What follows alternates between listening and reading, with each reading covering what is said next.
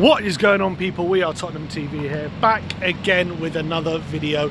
Spurs beaten 2-1 at home to Nottingham Forest in another disappointing night, another defeat, 18th defeat. You can see, I don't know if you can see it here, Ange is actually talking to Benny Haynes and well, you know, the other interviewer. There he is, Ange Postecoglou, just finishing his interview.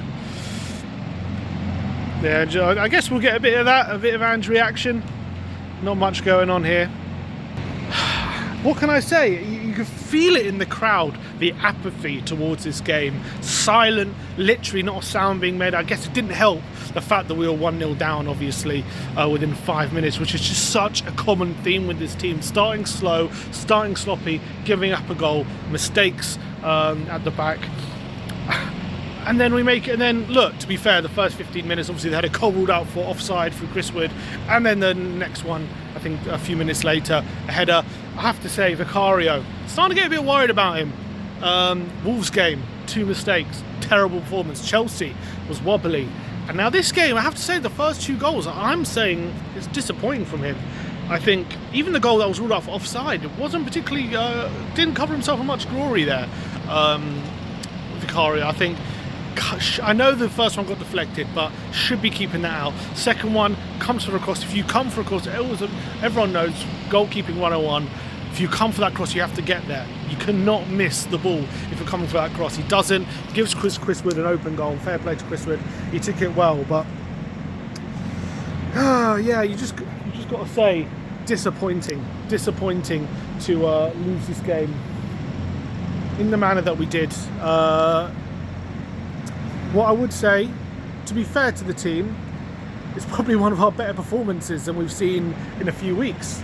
We've seen a lot worse than we saw today. I think fair play to, not fair play to the team, but we've definitely seen a lot better today than in previous games. We did create a lot of chances, and if Richarlison had more of his shooting boots on, we might have actually gotten something out of this game, because he missed a hatful of chances. First half, definitely should have put one of those chances away, especially the one that fell to him right at the end of it, where Matt Sells keeps it out. Got a bit of luck when Matt Sells rushes to his feet.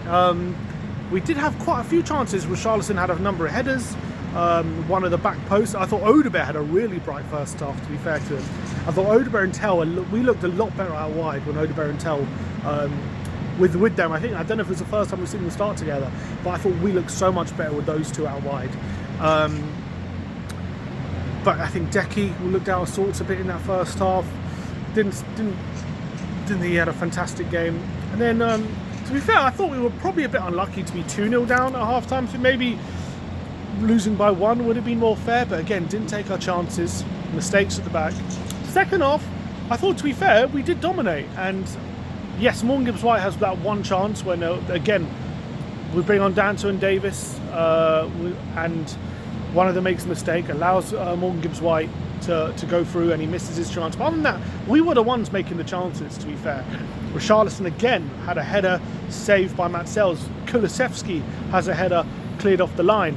And we had a number of opportunities to equalise to get back in the game before Richarlison scores that header with 5 minutes to go, and it's a great header. So I do want to give Richarlison a bit of credit, because he just didn't give up, kept plucking away, and again he ends up with a goal.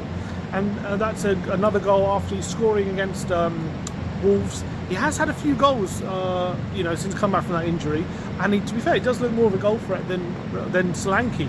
As much as I think Solanke's probably a bit of a better player, you've got to give him credit to Richarlison. Had a number of chances today, and I think that's a criticism you can have of Solanke, where he just doesn't get in enough goal-scoring positions, or he doesn't feel like he's going to score more often than he does when he's on the pitch. It just feels like he's not involved in the goalmouth action anywhere near enough. And when Richarlison's on the pitch, sometimes he can be uninvolved in the general play, but he does always look like he's a bit more of a threat. And yes, he does miss chances, but at least he's getting those chances.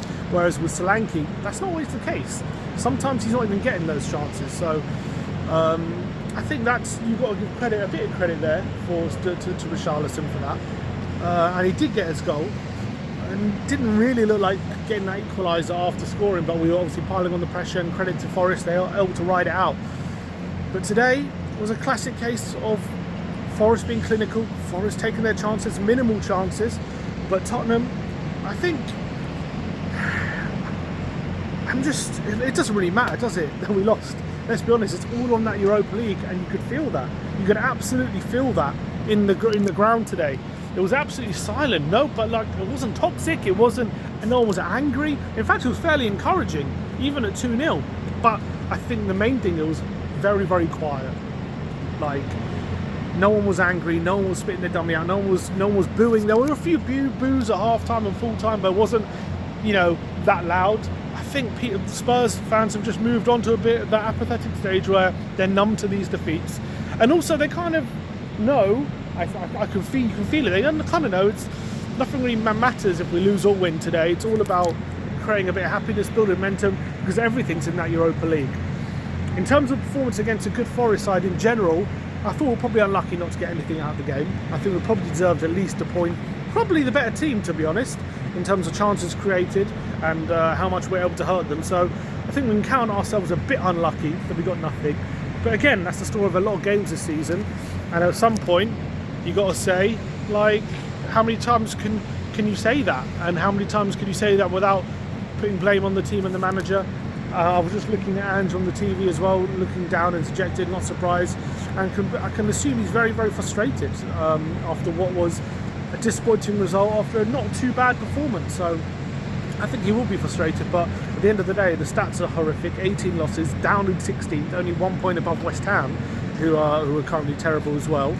So I can understand his frustration that we weren't able to improve on that, but that's what it is. That's the situation. But it won't really mean much if we win that Europa League, and that's why, for me, I'm not going to start ranting and raving. I thought it was a decent display, but we know what really matters between now and the end of the season, and it is in this game. And so I'm not angry, although I probably should be, and under different circumstances I'll probably be even more frustrated. But we just know that it's all on that Europa League, and we've got Bodo in a couple of weeks' time. That's the main thing. I wonder if Mickey and Romero were subbed off in view of that. I wonder. I don't know, because they were subbed off at half time. So I could just see, by the way, Archie Gray doing a warm down moment. There he is, doing a warm down. The only one doing a warm down. No Maddison doing it. There's Archie Gray there by himself with the coaches, Archie. But anyway, yeah, 2-1. Disappointing defeat, disappointing and frustrating result. Not a terrible display, encouraging display. Good to see Richarlison out form, but end of the day, the 18th defeat of the season, and there's no getting away from that. I can't sit here and say everything's rosy, everything's great, and we were just unlucky because it's yet another defeat, and it's 18 defeats and it's 16th in the league. So I guess the final message is you bloody better win that Europa League, Ange. Otherwise, this has been one of the worst seasons of all time. So, all right, that's it. Over and out. See you soon. See you in the studio tomorrow. Come on, you Spurs.